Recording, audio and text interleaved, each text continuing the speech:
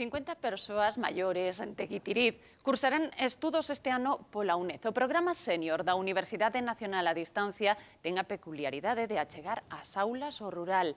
Ademais das clases, durante o curso levanse a cabo actividades paralelas. A lenda da Universidade Sénior, sen dúbida, é coñecementos sen límites. Chegaron unha hora antes e que estaban impacientes. Reencontrábanse de novo despois do verán. Son os alumnos da Universidade Sénior a Distancia que comenzaron novo curso no balneario de Guitiriz. Para nós é unha cousa moi bonita e moi boa para os nosos anos. Eu moitas cousas que aprendín aquí o ano pasado, eu non as sabía. E polo menos agora sei dar explicación de algunha cousa que antes non sabía nada. Aprenden, viaxan, relaciónanse uns cos outros. E moitos aproveitan a oportunidade que nunca puideron ter na súa época. A xente maior da aldea non tiña.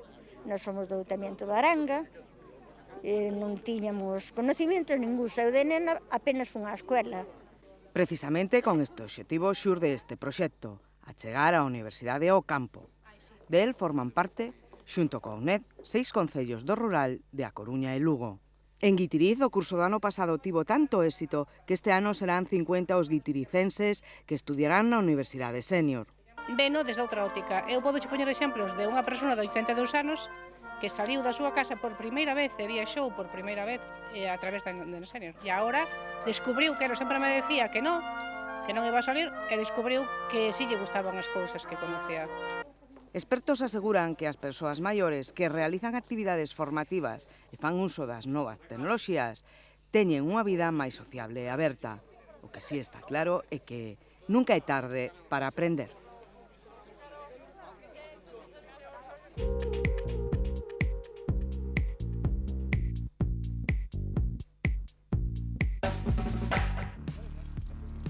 A Deputación inviste máis de 600.000 euros no canón de Portomarín e o Páramo. É o sexto acordo que o presidente José Ramón Gómez Besteiro pecha este mes cos concellos afectados polo canón, a marxe do de Chantada. A Deputación creará unha marca de garantía da castaña ecolóxica na Ulloa grazas a un acordo acabado ca empresa Albiós de Monterroso que se enmarca dentro do Lugo 2. Ademais, o organismo provincial inviste preto de 3 millóns de euros en diversas actuacións no concello monterrosino. O presidente da Deputación, José Ramón Gómez Besteiro, supervisou o comezo das obras de rehabilitación do edificio que albergará a nova sede de Sociedade Urbanística Provincial. Os traballos, presupuestados en 200.000 euros, durarán 6 meses. Medio cento de alumnos dunha dúcia de centros de ensino participaron no primeiro encontro de alumnos mediadores de Galicia. Durante 4 xornadas, os rapaces debatiron sobre a convivencia nos centros escolares e o seu papel na resolución de conflictos. As cidades de Mondoñedo e Ferrol renovaron os seus vínculos de hermanamento nun acto que tivo lugar na Casa Consistorial Mindoniense. O encontro estivo incluído no programa de San Lucas, unhas festas de interese nacional que se veñen desenvolvendo ininterrumpidamente dende hai 8 séculos. A vicepresidenta segunda da Deputación, Lara Méndez, participou no tradicional xantar organizado pola Asociación de Empresarios da Hostelería de Lugo. O encontro gastronómico tivo lugar nas Casetas do Polvo da capital da provincia.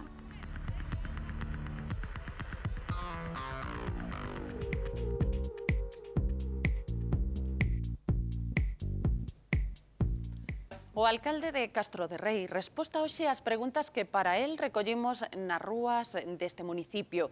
Os asuntos que preocupan os veciños seguen a ser o posible peche do hospital psiquiátrico e o futuro do centro de recría da Granxa Galloso Castro. Señor alcalde, que vai facer co hospital San Rafael? Vai quedar aberto, vai cerralo, vai reformalo?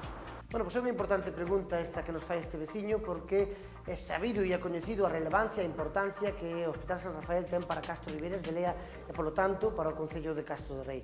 Pero tamén é certo, tamén está claro que non é o alcalde, non é o equipo de goberno de Castro de Rei quen vai a decidir sobre se este hospital sigue aquí, se pecha ou, bueno, como decíamos, sigue traballando no noso concello. E non pode decidirlo porque a titularidade non é municipal. o responsable deste local, deste hospital é a Deputación Provincial, e tamén sabemos que neste momento estamos nun proceso de transferencias do Hospital San Rafael e tamén do Hospital de San Xosé á Xunta de Galicia. Polo tanto, esperamos a resposta da Xunta de Galicia para ver que fai con estes inmobles. O que sí lle podo decir é que o alcalde, eu creo que se está comprobando últimamente, está loitando, traballando e seguirá facendo para que o hospital siga no noso concello, porque o alcalde non cambiou de opinión en canto ao Hospital San Rafael, tampouco cambiou o presidente da Diputación, que é o titular, como decíamos, do inmoble, e tampouco cambiaron de opinión os veciños e veciñas de Castro de Rei, e seguro que tampouco de concellos limítrofes. Neste caso, quen cambiou de opinión foi o presidente da Xunta, e el debe decirnos que vai a facer co Hospital San Rafael. Que teña a seguridade que o alcalde vai a traballar para que este hospital siga traballando en Castro de Rei.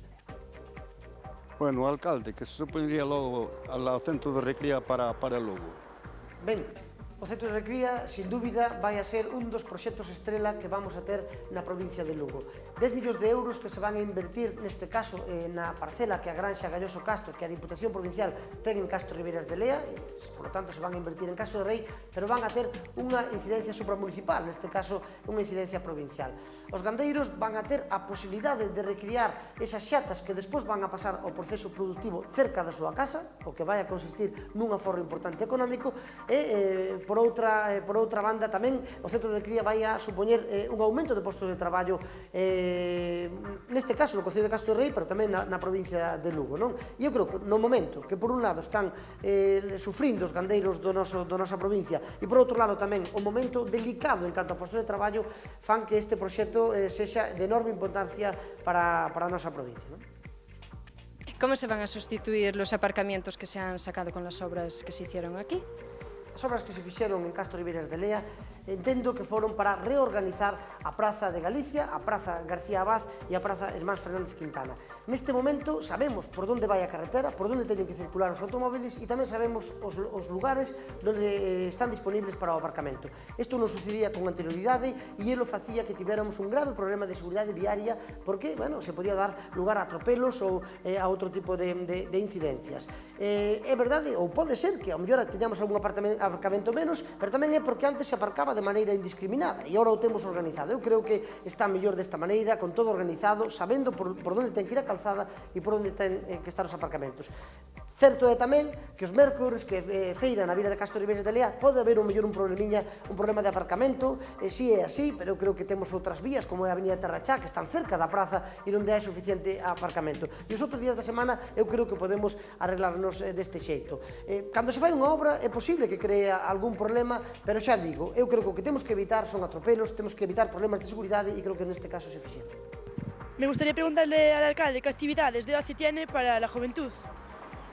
Sin dúbida, a xuventude é o futuro do noso concello. Por lo tanto, un equipo de goberno que se preocupe polo futuro do seu concello ten que preocuparse pola xuventude.